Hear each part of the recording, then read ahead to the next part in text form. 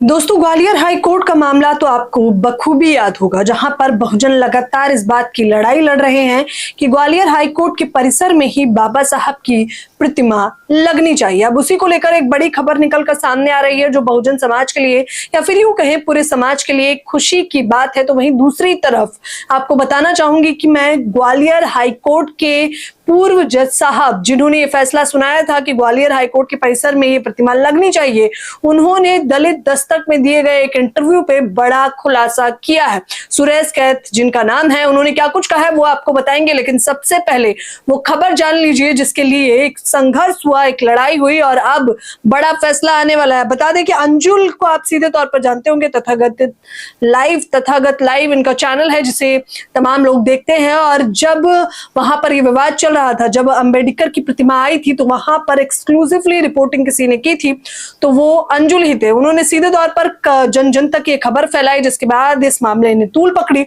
और अब अंजुल लिख रहे हैं कि खुशखबरी है, ग्वालियर हाईकोर्ट में बाबा साहब अंबेडकर की मूर्ति को लेकर प्रिंसिपल रजिस्ट्रार ने पूरा मामला हाईकोर्ट की बिल्डिंग कमेटी को भेज दिया है और जल्द फैसला लेने को कहा है। कुछ ही दिनों में मूर्ति को लेकर बड़ा फैसला आ सकता है। ये सब आप लोगों के दबाव और आंदोलन की ताकत से मुमकिन हुआ है।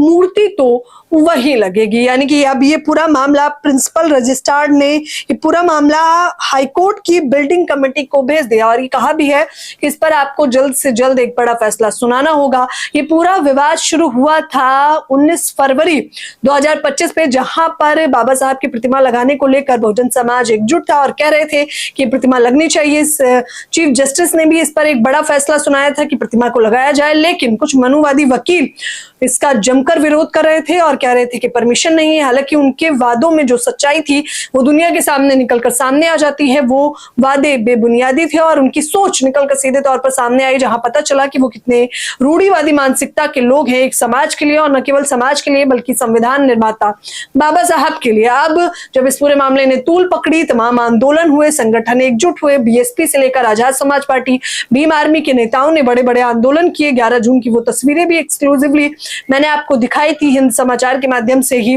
दूसरा चैनल जो है हमारा।